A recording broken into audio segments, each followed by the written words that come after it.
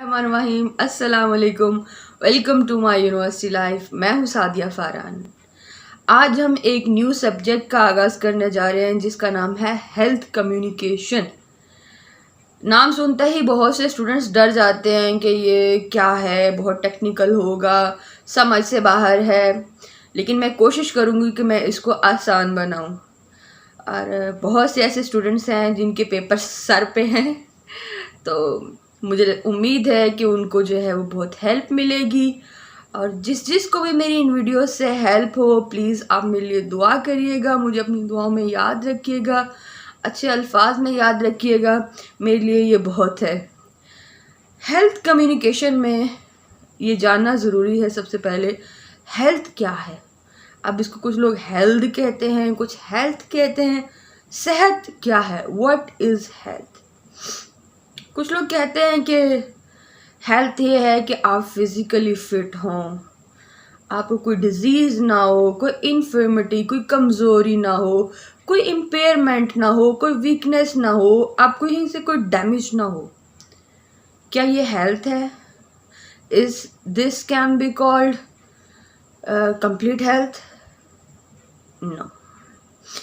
कुछ लोग कहते हैं जी अगर कोई भी आपको डिज़ीज़ नहीं है तो आप हेल्दी हैं।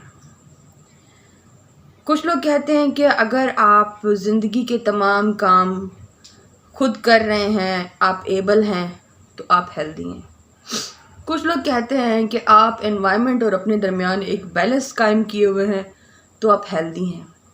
अब इसके लिए हमें तलाश करनी पड़ेगी एक authentic definition by an authentic organisation. तो वर्ल्ड हेल्थ ऑर्गेनाइजेशन से बेहतर कौन जो है वो अच्छी डेफिनेशन देगा। वर्ल्ड हेल्थ ऑर्गेनाइजेशन के मुताबिक health is a complete state of physical, mental and social wellbeing.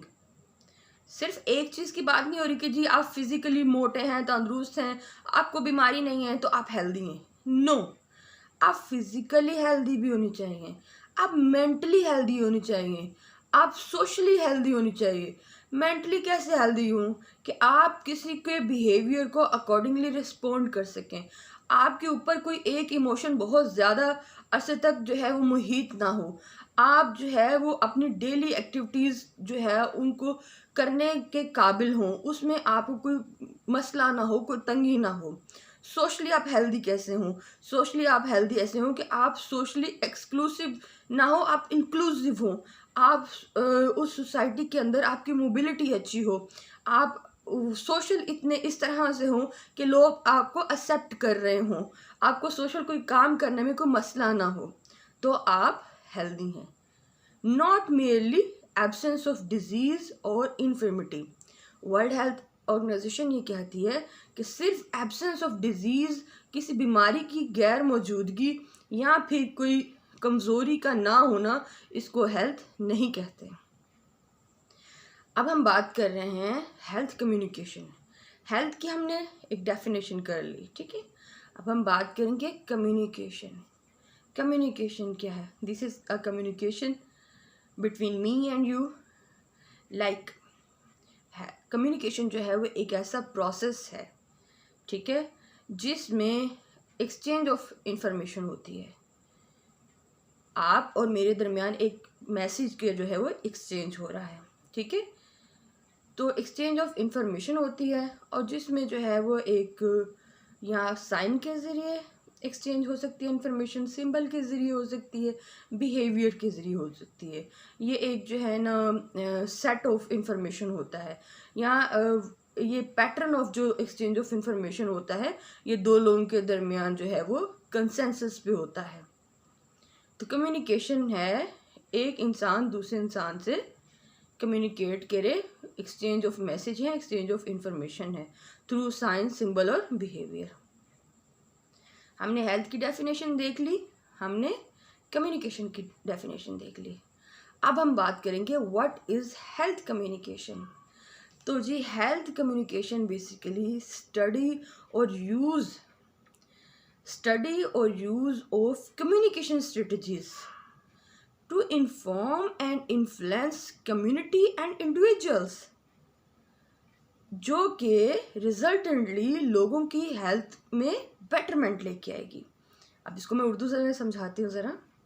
Health communication एक स्टडी है या इस्तेमाल है उन कम्युनिकेशन स्ट्रेटजीज़ का जिससे लोगों को, एक इंसान या एक लोगों के ग्रुप को इन्फॉर्म किया जाता है, इन्फ्लुएंस किया जाता है, यानी उन पे वो कंडीशन तारी करने की कोशिश की जाती है जिससे लोगों की सेहत जो है वो बेहतर होती है।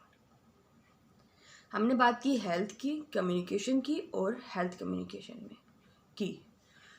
अब हम बात करेंगे एक बहुत ही इम्पोर्टेंट मॉडल की जिसका नाम है हेल्थ बिलीफ मॉडल। शुरू में मुझे भी बिल्कुल समझ नहीं आता था, ससेप्टिबिलिटी और परसीव्ड, परसेप्शन, ये वर्ड्स सब यूज़ होते थे। तो हेल्थ बिलीफ मॉडल बेसिकली ये क्या कहता क्या है? हेल्थ बिलीफ मॉडल जो है ये जब डिज़ाइन किया गया तो इसमें ये जानने की कोशिश की गई कि लोग जो हैं वो उन प्रोग्राम्स में शिरकत क्यों नहीं करते जिनमें उनके पास चांस होता है या उनको हेल्प मिलती है कि वो एक बीमारी को डायग्नोज कर सकें या उससे प्रिवेंट कर सकें, यानी उससे बच सकें।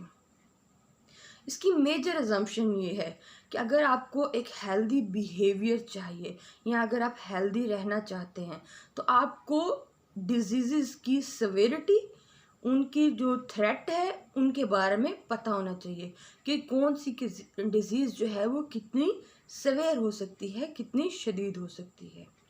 जब आपको उनकी सवेरिटी के बारे में पता होगा देन आप अपना जो एटीट्यूड है, अपना जो बिहेवियर है वो चेंज करेंगे, वो आप हेल्दी बिहेवियर अपनाएंगे और हेल्दी बिहेवियर अपनाने से आपको बेनिफिट्स मिलेंगे, यानी कि आप उस डिज़ीज़ से बच सकेंगे।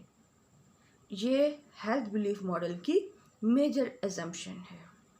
हेल्थ बिलीफ मॉडल उन थेरीज़ में से पहली थेरी है या पहला मॉडल है जो हेल्थ बिहेवियर के बारे में प्रोसेस ऑफ चेंज को जो है वो एक्सप्लेन करता है। अब हम बात करेंगे कि कौन से की कंपोनेंट्स क्या हैं, हेल्थ बिलीफ मॉडल के की कंपोनेंट्स क्या हैं। तो सबसे पहला इसका की कंपोनेंट है परसीव्ड ससेप्टिबिलिटी। ससेप्टिबिलिटी क्या होती है कि एक जो बंदा है, a person is liable to और लाइकली टू बी इन्फ्लुएंस्ड और हार्म्ड और इंजर्ड। एक बंदा जो है वो किसी हार्म में हो सकता है, वो डैमेज हो सकता है। तो परसीव्ड ससेप्टिबिलिटी, इसमें इंसान की ऐसी परसेप्शन कि वो मर्द या वो औरत किसी बीमारी का उसको लगने का ख़तरा लाहक हो सकता है, किसी स्पेसिफिक इलनेस या हेल्थ प्रॉब्लम उसको हो सकती है। This is perceived susceptibility. दूसरा इसका कंपोनेंट क्या है? Perceived severity. इंसान की ये परसेप्शन कि जो वो हेल्थ प्रॉब्लम है या वो जो इलनेस है वो सवेयर हो सकती है, शदीद हो सकती है, लाइफ थ्रेटनिंग हो सकती है, यानी उसको वो फिज़िकली या मेंटली इम्पेयर कर सकती है, यानी कमज़ोर कर सकती है, वीकन कर सकती है, डैमेज कर सकती है, हार्म कर सकती है। तो इसलिए उस बीमारी पर तवज्जो देना बहुत ज़रूरी है। तीसरे नंबर पे हम बात करेंगे परसीव्ड बेनिफिट्स। पर्सन की जो है वो परसेप्शन, एक इंडिविजुअल की परसेप्शन कि अगर वो एक रिकमेंडेड बिहेवियर है या एक रिकमेंडेड जो एक्शन है उसको वो अडॉप्ट करता है तो उसको एडवांटेजेस मिलेंगे, यानी कि वो बीमारी से बच सकता है, उसका इलाज कर सकता है, उसको रोक सकता है, ये उसको बेनिफिट हो सकते हैं। फिर इसका कंपोनेंट है परसीव्ड बैरियर्स। एक इंसान की ये परसेप्शन कि अगर वो ये रिकमेंडेड बिहेवियर अडॉप्ट करना चाहता है तो उसके लिए उसको कोई प्राइस पे करनी पड़ेगी, उसको कोई कॉस्ट पे करनी पड़ेगी। वो कॉस्ट इकोनॉमिक कॉस्ट भी हो सकती है और सोशल कॉस्ट भी हो सकती है। कॉस्ट इस तरह से भी हो सकती है कि उसका जो है इकोनॉमिकली इतना वो साउंड ना हो, इतना स्ट्रॉन्ग ना हो, उसका पैसा बहुत लगे उस बीमारी के इलाज पे। सोशल कॉस्ट क्या हो सकती है? उसे बेड रिडन होना पड़े, उसको आइसोलेशन में जाना पड़े। कोरोना की वजह से कितना ज़्यादा जो है वो एक आइसोलेशन में गए थे, तो ये एक सोशल कॉस्ट है। हमें उस बीमारी से बचने के लिए सोशल कॉस्ट देना पड़ी। फिर सेल्फ एफिकेसी कि उस बंदे की परसेप्शन कि वो कितना एबल है कि वो उस बिहेवियर को, उस एक्शन को परफॉर्म करे और फिर उसको सस्टेन करे बगैर किसी की हेल्प के या किसी की हेल्प के साथ। ये था health belief model. Perceived susceptibility, perceived severity, perceived benefits, perceived barriers and self efficacy। मुझे लगता है कि मैंने हेल्थ बिलीफ मॉडल को आसान करने की कोशिश की है। अगर इसके अलावा भी अगर आपको समझ में नहीं आता तो आप मेरी वीडियो पे कमेंट करें and you can ask me each and everything. I will be there to help you people. Thank you so much.